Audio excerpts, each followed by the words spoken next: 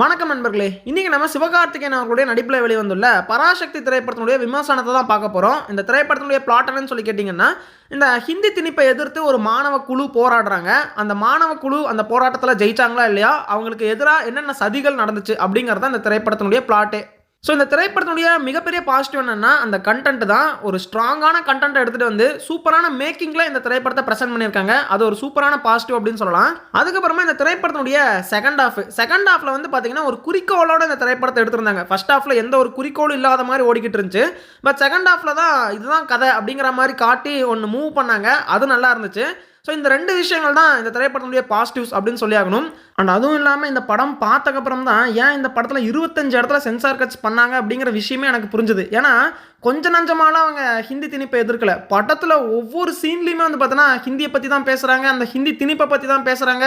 அதை எதிர்த்து போராடிக்கிட்டே இருக்காங்க. படத்தில் இருக்கிற ஒவ்வொரு சீன்லையும் அந்த லவ் சீன்ஸில் கூட வந்து பார்த்தீங்கன்னா ஹிந்தி எதிர்ப்பை பற்றி பேசிக்கிட்டே தான் இருக்காங்க. ஸோ இந்த மாதிரி எல்லா இடத்துலையும் டைலாக்ஸ் வந்து பார்த்தீங்கன்னா அப்படியே இருக்கிறதுனால தான் எனக்கு தெரிஞ்சு இந்த படமே ரிலீஸ் ஆக விட்டுருக்க மாட்டாங்க. ஏதோ தப்பி தவிர இந்த படம் ரிலீஸ் ஆயிடுச்சு போல. பட் பயங்கர ஒரு பவர்ஃபுல்லான திரைப்படமாக தாங்க இருந்துச்சு.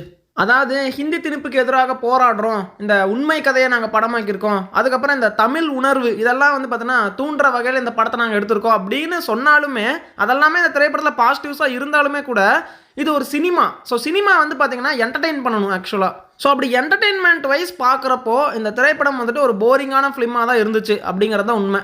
ஆரம்பமெல்லாம் கொஞ்சம் நல்லா தான் வந்துச்சு. ஸோ அதாவது நம்ம சிவகார்த்திகேயன் அவர்களுடைய இன்ட்ரோ, அப்புறம் அவர் எந்த மாதிரியான போராட்டங்கள் பண்ணுறாரு, இதெல்லாமே ஸ்டார்டிங்கில் வந்து பார்த்தீங்கன்னா நல்லா இருந்துச்சு. அதுக்கப்புறமா இந்த போராட்டம்ட்டு அதையவே காட்டிட்டு இருந்தா மக்களுக்கு கொஞ்சம் நேரத்தில் போர் அடிச்சிடும் அப்படிங்கிறதுக்காகவே லவ் சீக்வன்ஸ்குள்ளே போயிட்டாங்க. அந்த லவ் சீக்வன்ஸ் எல்லாம் சுத்தமாகவே அன்வான்டாக தான் இந்த படத்தில் ஃபீல் ஆச்சு.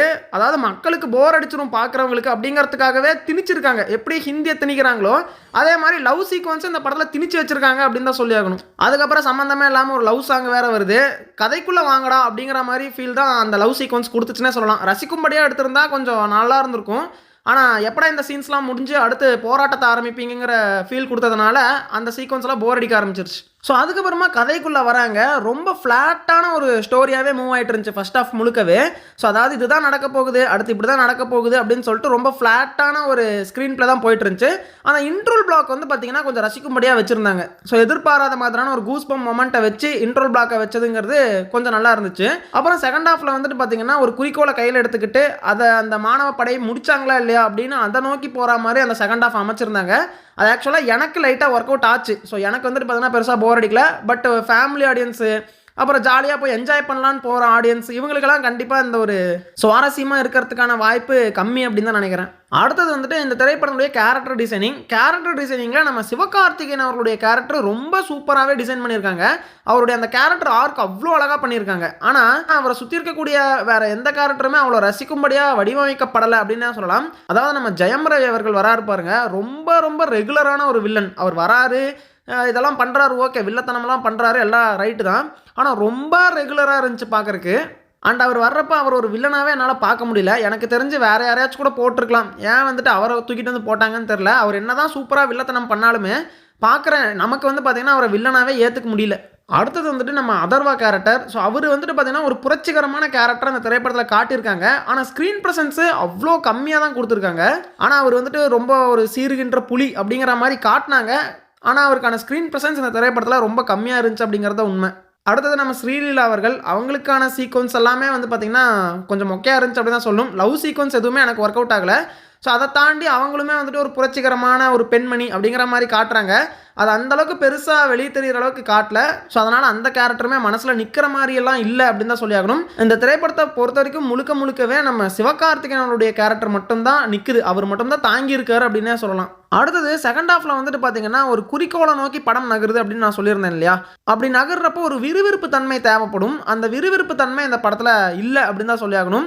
பட் அவங்க ஒன்று பண்ணுறாங்க அப்படின்னு சொல்லிட்டு நம்ம பார்த்துக்கிட்டு இருப்போமே தவிர அதை விறுவிறுப்பாலாம் பார்க்க மாட்டோம். எப்படி இருந்தாலும் அதை பண்ணி முடிச்சிருவாங்கங்கிற ஒரு நோக்கத்தில் தான் உட்காந்து பார்த்துட்ருப்போம். அதனால தான் அது மெஜாரிட்டி ஆடியன்ஸ்க்கு அந்த சீக்வன்ஸ்லாம் ஒர்க் அவுட் ஆகாதுன்னு நான் சொல்கிறேன். ஸோ ஆக மொத்தத்தில் நெகட்டிவ் அப்படின்னு பார்த்தோம்னா ரெண்டு முக்கியமான விஷயமே நெகட்டிவ் ஆயிடுச்சு. ஒன்று கேரக்டர் டிசைனிங் அவ்வளோ ஸ்ட்ராங்காக இல்லை, அதே தாண்டி ஸ்க்ரீன் பிளே அவ்வளோ ஸ்ட்ராங்காக இல்லை. இது ரெண்டுமே இல்லாததுனால ஒரு நல்ல படம், நல்ல மேக்கிங், நல்ல ஸ்டோரி இருந்துமே நல்லா என்டர்டெயின் பண்ண முடியல இந்த படத்தால் அப்படிங்கிறதான் உண்மை.